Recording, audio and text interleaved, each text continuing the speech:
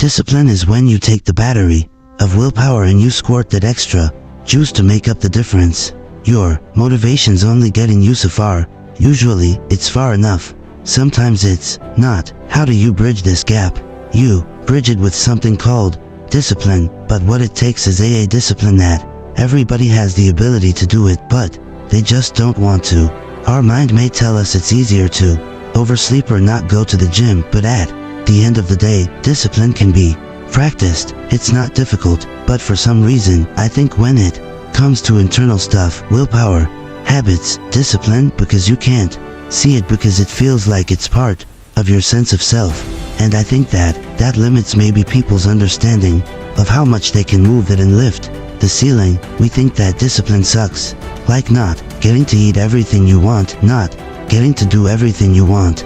We think discipline is a punishment, but actually nobody has a shittier life than a person who has no self-control, no boundaries, no rules. What are you going to get without discipline? Are you going to be in good physical shape without discipline? Are you going to be financially successful without discipline? If you want to make progress in your life, you got to have discipline. It's a discipline, it's a regimen. It was a choice I made, and the choice I made was, what are you willing to sacrifice? What are you willing to give up to find every bit of who you are as a human being? And I was willing to give up everything to do that.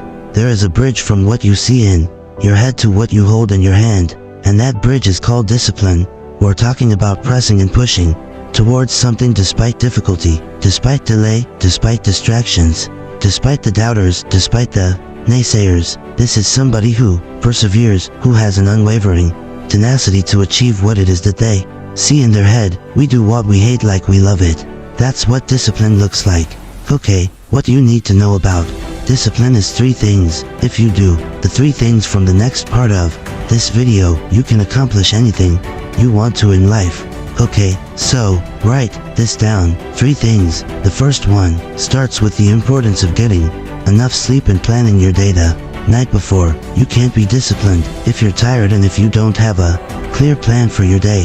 So, the first thing I need you to hear is to get enough sleep and make a plan for your day. Sleep is this tremendously important period of life because it resets our ability to be focused, alert, and emotionally stable in the wakeful period. So, we can't really talk about wakefulness, focus, motivation, mood, well-being without thinking about sleep. Optimizing what we're doing during the day is going to help us to actually sleep better at night, and that's really the key. So, good night of sleep starts the moment that you wake up in the morning. When you sleep better, your entire day is better. When you sleep better, your life is better. Until you are sleeping long enough and deeply enough, 80% of the nights of your life, you are functioning suboptimally. And what's the biggest risk then if we're not getting enough sleep? Deficits in learning, deficits in the immune system. We need to sleep enough. Now, what's enough sleep? Enough sleep has been argued it's 6 hours. Other people it's 7 hours. Other people it's 8 hours. It's basically waking up without an alarm clock and feeling rested. Okay, the second thing I need you to hear is the importance of time blocking your day and especially your morning. Don't miss this one. It's not about making long to-do lists. It's about being very intentional with your day. What does your morning routine look like? At the moment, morning routine is wake up, try and get as much natural light as you can in the morning hours, whenever it is that is for you, especially the first 3 hours. After waking, I hydrate, I drink water, and then I do everything I can to not do email, not do social media, and to take care of a few critical tasks. These days, I might have this obsession with trying to do one cognitively hard thing a day, one physically hard thing a day. I try and get my brain into kind of a linear mode. I try and narrow that aperture, so if I don't, the distraction that's created by social media and interactions with others can kind of wick out into the rest of the day.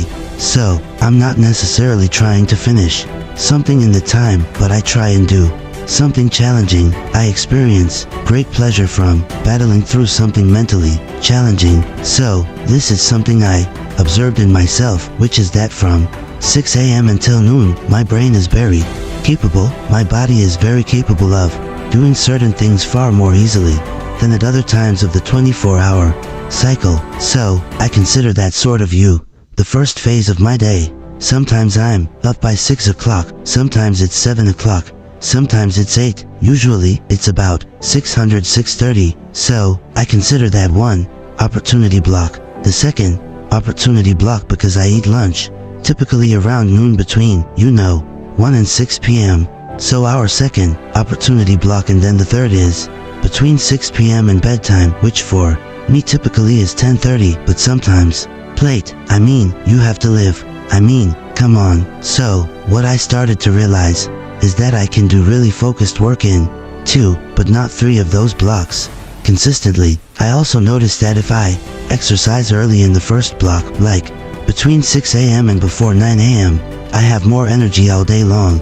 But if I exercise starting at 9 o'clock or starting at 10, sort of halfway through that block, the second opportunity block is diminished. I'm kind of dragging. Maybe it's related to when I eat, but that wasn't changing when I eat or what I eat. So, I'm very aware of the fact that I get sort of 2 opportunities from these 3 blocks. So, I do think that people could benefit tremendously, not necessarily by following the schedule that I follow, but by paying attention to their natural cognitive and physical rhythms. You don't have to wake up at 4 a.m., but you do need to block your day and understand when your most productive periods are. Okay, on to the last important piece of advice. Don't miss this one, okay? Here it is. Strive to be an emotionally mature person, and one way of doing that is by forcing yourself to do hard things. Practice discomfort every single day. You say, the emotionally immature man seeks out motivation to do something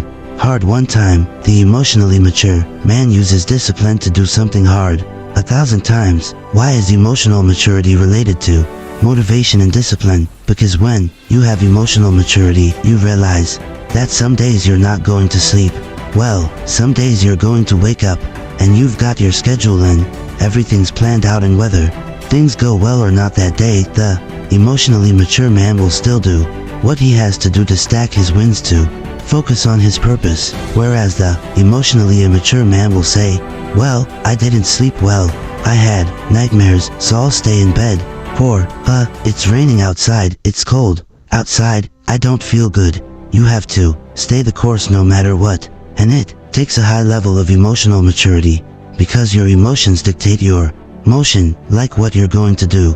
And so if you have emotional maturity, you're more likely to lean into discipline when things are suboptimal. If you lack emotional maturity, then how you feel determines what you do next, which is very damaging to outcome-driven humans. You need to understand how your brain works. Doing hard things builds your brain and your ability to be disciplined.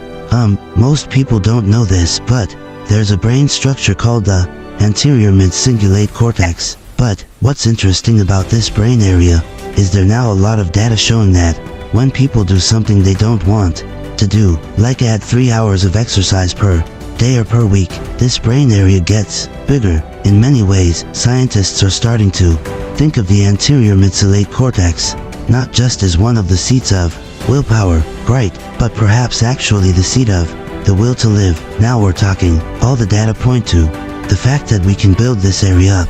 Why? But that as quickly as we build it up, if we don't continue to invest in things that are hard for us that we don't want to do, that's the part that feels so Goggins-esque to me, that we don't want to do. Like if you love the ice bath, yeah, I love the ice bath, you go from 1 minute to 10 minutes. Guess what? Your anterior mid-cingulate cortex did not grow. None. But if you hate the cold water, if you're afraid of drowning and you get into water and put your head under and survive, then the anterior mid-cingulate cortex gets bigger. It's that I don't want to do something but do it anyway. That's right. That grows this area. That's how I've lived my entire life. I don't know anything about that, but people go, man, you have such a strong will. It's something that you build. Music. And if you didn't have that will to carry on, you die. There's some internal drive that you either have or you don't have. And if you have it, you won't quit. And if you don't have it, you're going to quit. Will you keep going in the face of whatever? I never thought about quitting. If they told me to get back in the water again, let's go. They told me to put the log On my shoulder, let's go. Put the boat on my head, let's go. I didn't care, I wasn't the fastest, I wasn't the strongest, I wasn't the smartest, but I did know that I could work hard. I had to work hard. You're going to struggle, you're going to go through some hardship, you're going to sweat, you're going to choke, you're going to get your arm broke, and, like these things are going to happen, okay, I'm going to go forward. There's no I can't get out of this. I'm going to go forward. I'm not going to quit. So, I'm going to go forward. Bring it on. And I think if there's anything that you learn, it's to keep pushing through things that suck. And I would love to say like, oh, keep pushing through adversity. But this isn't adversity. This is just things that suck. It's one level below adversity. Adversity is when you're having a challenge. This is just something that's going to suck and you're going to have to push through it. But it's like, oh, do you want to do this or not? Which is what I think a lot of it boils down to. Do you actually want to do this or not? But the vast majority of people, they quit, but they don't usually say that. And even in their mind, they probably don't believe it. They probably believe, well, you know, it was my leg and once my leg was hurting, I knew I was going to have a hard time on the runs since I wasn't going to be able to make the runs. That's why I quit. But it wasn't really quitting, it was 'cause my leg. You're talking there about people making excuses. What have you come to learn about the nature of excuses? Your excuses will destroy you and take everything that you ever wanted from you, if you let them. When your excuses make you feel a little bit better about the fact that you didn't execute on what you needed to execute on, then they can make you feel better. But they're not helping you. They're not helping you at all. When the excuses all go away and people can actually confront the fact that this is all because of me, it hurts, but